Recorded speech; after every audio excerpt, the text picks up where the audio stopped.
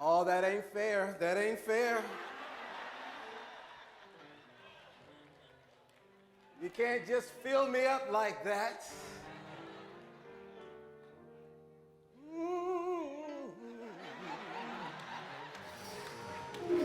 Can you feel it? Oh, man. Oh, I'm at home now.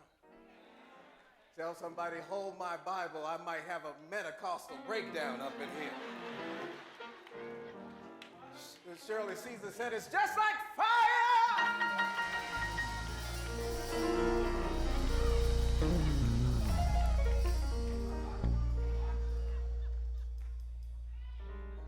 Oh, now.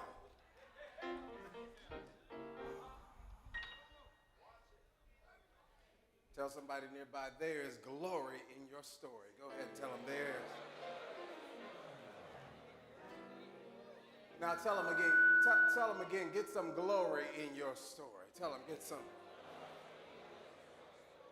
Oh, CUT, it's so good to be with you here today. For all that this solid rock has provided, so many, I am grateful to be in that number of those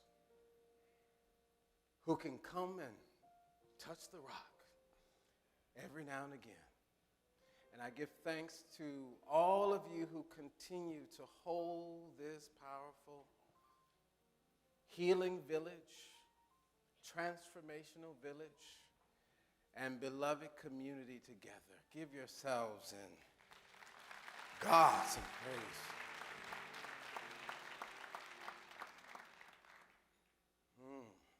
I am here to stand shoulder to shoulder with my brother on this, his 8th anniversary in the ministry of CUT as the senior minister.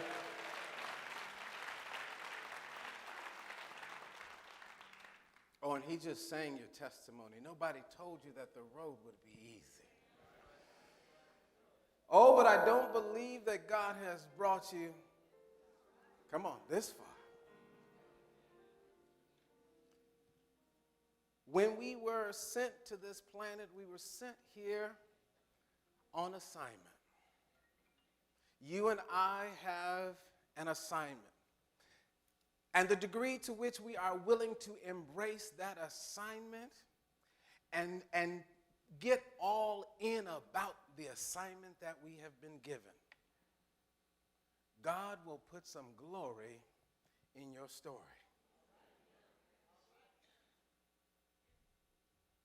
You know, I want you to think for a moment about the most difficult period you have ever faced in your life. And for some of you, you're sitting here right now in the most difficult period of your life. And we've taught you how to look good in the most difficult period of your life. Some of you are like swans. Have you ever seen a swan? Have you ever seen a swan glide on the lake? A swan glides on the lake looking good, just graceful. And I was up at Rye Sound once. Anybody know about Rye, New York? There's a beautiful body of water called the Rye Sound. And I was in one of those, what do you call those things? A canoe. Let's call it a canoe. And I was in the canoe, and I said, let me look at this, get close up to the swan and see how it's doing that so gracefully. And I got close enough to the swan where I could see that underneath the surface, the swan all along had been faking the funk. The swan was and just pedaling. And that's how most of us are at any point in our lives if we're honest with ourselves. That the journey that we've been sent on is a powerful journey. It's a transformational journey. But every now and again, I want you to give yourself an honest moment. I want you to step to the truth, even if it's just for yourself. Something that Mary Kay and Bobby Brown can't conceal. You know the kind of truth I'm talking about. And so you may have come in this place at that point in your unfoldment. But if you are attentive to your assignment, I promise that there will be glory in your story. I want to connect you to a story, and I want you to this morning own your story, whatever your story is. Say, I'm willing, come on, I'm willing to own my story. All parts of my story. The beginning, the middle, and for some of us, the almost, no, I'm just going to say it right in the beginning and the middle, the right now. I want you to own all parts of your story, and I want you to be here as one on assignment with an important story. And I'm going to share a little bit of one that I think we can relate to from 1 Samuel 17:32. And I'm just going to read till I get tired. Would that be all right? Get over to Proverbs, just going for it.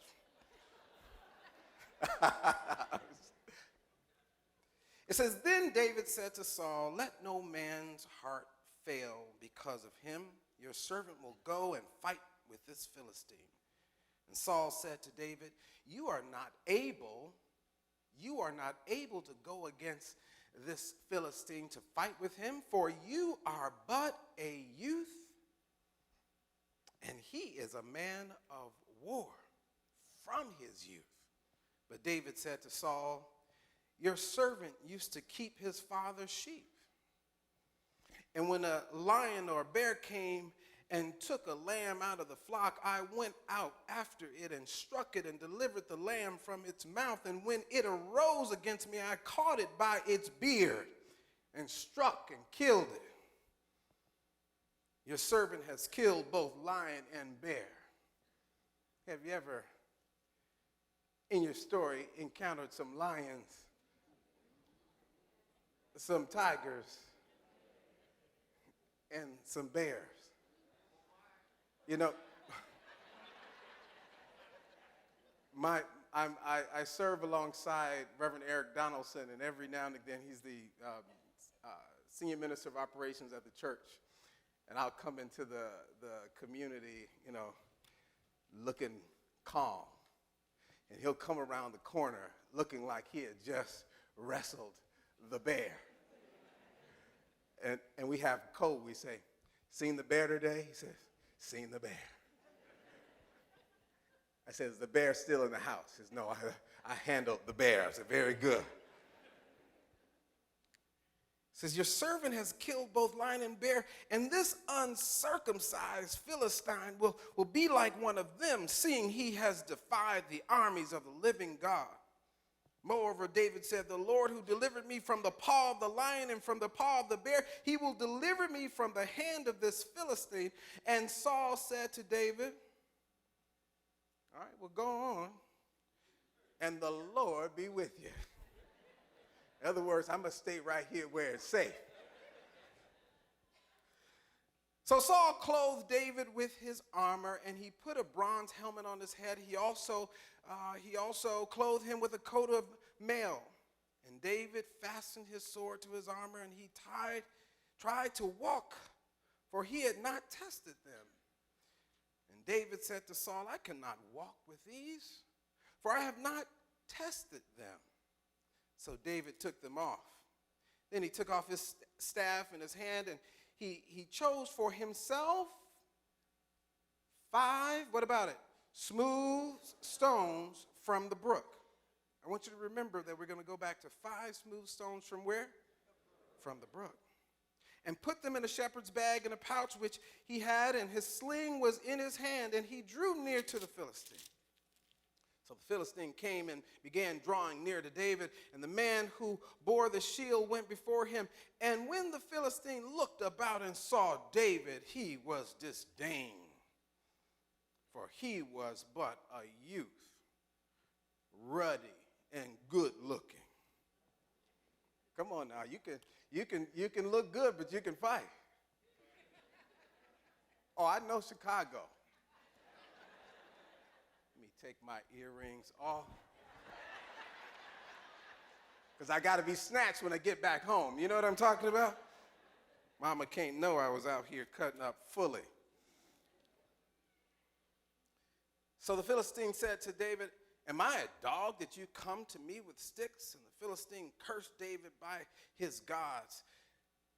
And the Philistine said to David, "Come to me, and I will give your flesh to the birds of the air and the beasts of the field." Then David said to this Philistine, "You come to me with a sword, with a spear, and with a javelin? I'm from Cabrini Green up in here. I'm from 45th Street. You know, I'm from Roseland. No, that's not in the book. Who knows what I'm talking about? Come on, tell the truth and stay in church. That's all you got? He says, "But I come to you in the name of the Lord of hosts, the God of the armies of Israel, whom you have defied. This day the Lord will deliver you into my hand, and I will strike you and take your head from you. And this day I will give the carcasses of the camp of the Philistines to the birds of the air and of the wild beasts of the earth, that all the earth may know that there is a God in Israel." Now, by the way, just parenthetically, for those women who have never been to a men's retreat, this is how we learn to signify. We go in, read this passage, and we're taught. You know what I'm talking about, fellas. You have to have a biblical approach to talking crap. And that's what they're doing in here. They're going back and forth with each other. Tell somebody it's in the book. I'm just a reader today. I'm just a reader. "Then all this assembly shall know that the Lord does not save with sword and spear, for the battle is the Lord's, and he will give you into our hands." And so it was so. When the Philistine arose and came and drew near to David, that David hastened and ran toward the army to meet the Philistine. Then David put his hand in his bag and took out a stone, and he slung it and struck the Philistine in his forehead, so that the stone sank into his forehead, and he fell on his face to the earth. So David prevailed over the Philistine with a sling and a stone, and struck the Philistine and killed him. But there was no sword in the hand of David. Y'all with me today? I want us to hang in there right now, because I was given a topic called the courage to grow. And before we can grow, we have to recognize that we are here on assignment. And if we would allow ourselves to realize that, yes, I'm a spiritual being living in a spiritual world, governed by spiritual laws, but everything that comes into my experience is not going to be spiritual and sweet. In fact, the moment that you are willing to stand in that recognition of who and what you are, it's lesson time. And when it is convenient, and when it is unchallenging, and when it is smooth, it's easy to talk about the God that you know. You can spout that there is only one presence and one power active in my life. When you're down on Miracle Mile. But in the movement deeper into your assignment, there are some qualities that must be awakened within you to qualify you for the glory. And not everybody's willing to be qualified. Not everybody is willing to be tested. Not everybody is willing to step forth up to the plate and take your turn. What is the qualification for? To develop within you courage. Because it's not that you will not be challenged. It's when you are challenged, do you have what it takes to face the challenge? Are you hearing me?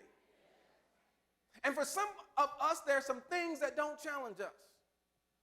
I was telling Reverend Derek, Reverend Wells yesterday, he was talking to me about my life a little bit, and I was talking to him about having started this new job in Sacramento, and not everybody was happy that I came down there, up there, wherever I was. And on the day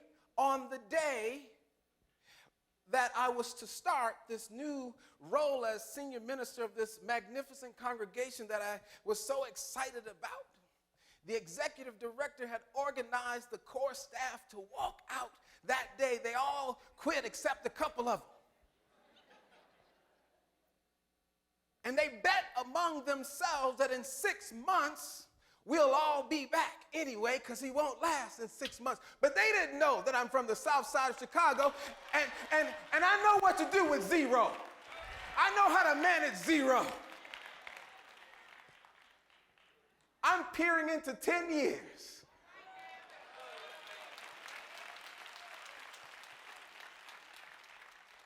So some things that you might think is a challenge that you might need courage for, you don't need the courage for that. I didn't need courage for that. I knew what to do with nothing. I've had some nothing in my, have you had some nothing? Have you learned how to make brick out of straw? Who's some brick makers in the house? Come in here clearing the decks for me. I've been using my imagination since I was born. I know how to shape substance and place some faith on something that does not seem to have form and put some form on it. Courage is for the challenges that you have not fully prepared yourself for. Just to give you a working definition, I like to use this one. Courage is the conscious choice to honor your highest spiritual values or truth in the face of certain opposition, no matter what. No matter what. To honor your highest spiritual values in the face of what? Certain opposition. How often? No. The ability to fully rely on God in the face of every uncertainty and to completely trust that no weapon formed against you can prosper. To fully rely on God. And so to have courage is to know that you know. Come on, that you know. In the face of the doctor's report, Johnny Coleman. It took courage for Johnny to hear that you have 6 months to live. That was not something she had heard before. And made the decision, come on, I'm going to live anyway. She says, I was too young to die. I haven't even started living yet. I'm not letting this thing take me out. Tell somebody nearby, I'm not letting this thing. Come on, take me out. I'm going to stretch the little bit of God I know. I'm going to stretch the little bit of God. Come on, stretch the little bit of truth. Stretch your first lessons in truth. Just stretch it out. I'm going to stretch my lesson 1. Are you hearing me? And I say certain opposition because, as Reverend Ike would say, you will get your lesson, But in succession of that, you will have your testing before you get your blessing. And so when the testing comes, look at it differently. And this is where the growth comes in. You grow when you learn to take the principles that you have and reinterpret them in a relevant way, congruent with the experience that you're moving through. That when stuff comes into your experience, and it will, when unfavorable circumstances appear and the conditions happen in our lives, and they will, I don't see myself as a victim to the experience. Growth is being able to say, this has not come to happen to me, it has come to happen, come on, for me. Have you ever read a boring story? A story, when I was in English class at Pullman School, they talked about the arc of a story. And as a story is being written, something has to happen. There has to be the breakdown point. Who knows what I'm talking about? There has to be the nemesis. There has to be that challenging part of the story. And if you have none of that in there, no one wants to talk about you. You're kind of a bore. He was born Cook County Hospital in 1924. They took him home. He went to all the best schools, and he's been awarded his whole life. And, well, nobody wants to read that. Because there's no connective tissue between me and thee. But when you can reinterpret the events in your experience and know that they have come to happen for me and not to me, then you can be like David and run toward it. Are you hearing me? This must be a part of my divine assignment today. This was for me. Are you with me? And that way that you begin then to lean into the depths and the deep things of life and living. I say grow, and I'll just share that definition of growth. What occurs when we apply, everybody say apply, wisdom, and make the necessary adjustment at the rate that Spirit demands. Growth is when we apply the wisdom and make the necessary adjustments at the rate that Spirit demands. Do you understand that there's a point at which you are swelling but not growing? Did you hear me? You get more stuff, got more company, got a house full of everything, but something in you is empty. Something in me is not fulfilled. Something in, because you haven't put your hand on your assignment. You, by all accounts, everybody on the outside is looking at you, and you're the best thing in the, you're like that swan. And you go home vacant. Have you ever been there? If you have, just look straight at me so you don't give yourself away. Don't look left or right, right here. Growth is when I am willing to surrender my personal will and allow it to align with the divine will. I want my horizontal to align with my vertical. And that's what struggle is about. Me trying to stay horizontal when Spirit is trying to take me, come on, vertical. But I'm making so much money. But I'm having the time of my life. Oh, I just can't get enough of it. No. And what Spirit does is not cease to extend the invitation. Are you with me? And there is a point at which we accept the invitation to become what we have been sent here to be. Irrespective of my addiction to the approval of others outside of myself. I'm waiting for your affirmation. I'm waiting for you to tell me it's okay. I'm waiting for you to affirm me. But God has already given you permission, and the minute you accept that, you stand in your own two big spiritual feet and do your thing. See, there's a thing and there's a thing. And we just read about David's thing. The Goliaths are a part of the drama of life. So get yourself a slingshot, please, and stop complaining every time you are seeing and facing a Goliath. We're tired of hearing your complaint about the Goliath of your bills and the Goliath of your health condition and the Goliath of your community and the Goliath of your relationship. I'm tired of hearing about it. They got some slingshots over at the dollar store if you don't have enough money. Come on, get yourself a slingshot.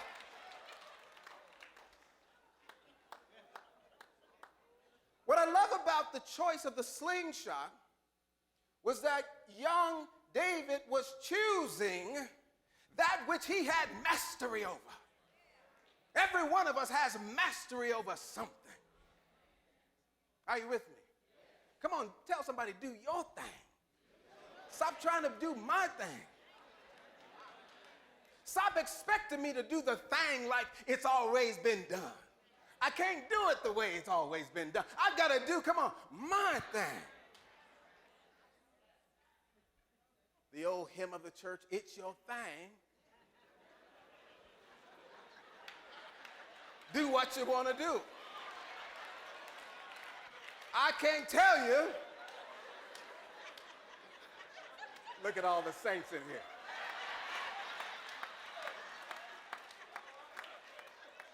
The saints and the ain'ts.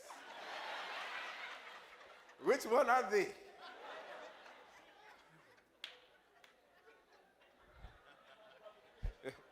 Y'all still with me today? We are in the process of becoming. We're in the process of becoming, and the becoming is all about evolving what has been involved. And involved in each one of us is a high and powerful purpose, and there will come a moment of truth that if you're willing to lean into it, like Reverend Derek did 8 years ago, you're going to get some glory in your story. Are you with me? What is it that I am to evolve? What are we evolving? I am evolving at the rate that Spirit demands. I'm letting go of what is no longer me, myself left over from yesteryear, myself left over from yestercentury, and I'm embracing the emerging self that God is saying that I am right now. Will the real you please stand up? Are you hearing me? I remember a time when I was motivational speaking mainly, and I was doing well. I was doing good. And someone came to me and said, well, you know, I know that you're ordained now, and I think that when you should suppress that side. Don't put too much emphasis on Reverend Kevin Ross. Don't put too much, because they're not going to pay as much and you're not going to get booked as much. I said, well, then that's not for me. Are you hearing me? And I know that so many of us wrestle with this dynamic of the spiritual and the secular, if you will, in the interest of trying to be accepted in the larger order. But I have come to know that when you respond to the voice of the genuine, when you step right into your particular lane, when you're willing to be what God is calling you to be for a particular time, then God will validate. God will certify. God will qualify. God will even quantify. Your line won't get shorter, it'll get longer. Come on, say, I'm willing to be the real me anyhow. So David is confronted. He's confronted with, come on now. He's confronted with a Goliath that is seeking to have him doubt himself, doubt his willingness to embrace who he is, doubt this moment in his life. This Goliath is trying to intimidate him and tell him who he can't be, and you're too young. He even told him, you're too fine.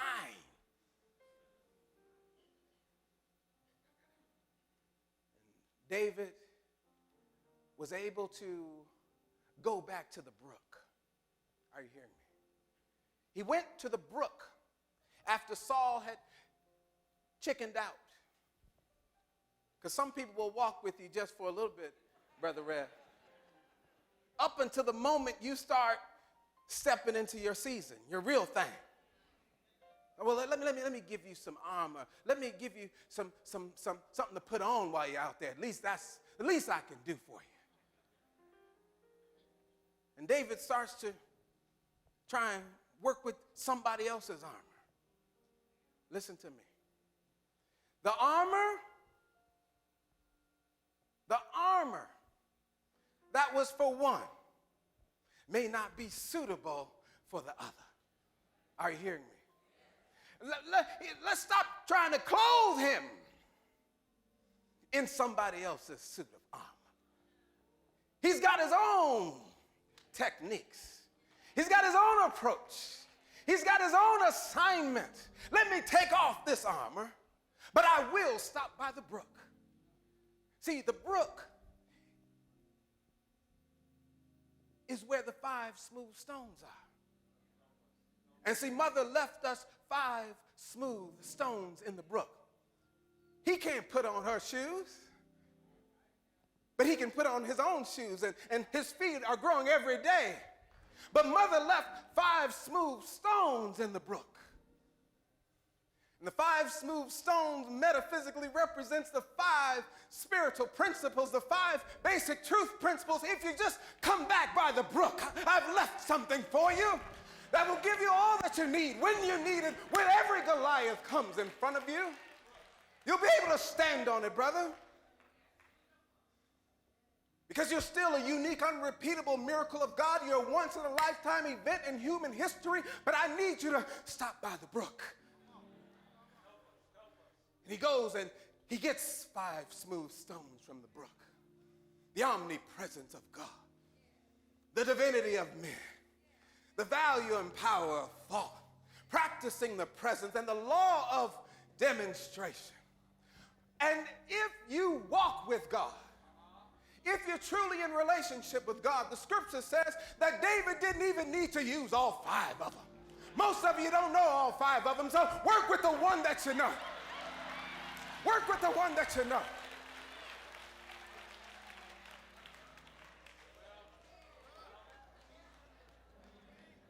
Reverend Derek, if all you got is the one, the omnipresence of God, that wherever I am, not just is, but in me, through me, as me, around me, about me, God is. And who can challenge the one, the only, the omnipotent God that is in me? What if you move with that awareness? You know, as I wrap up, I hear you. I'm familiar with the tune.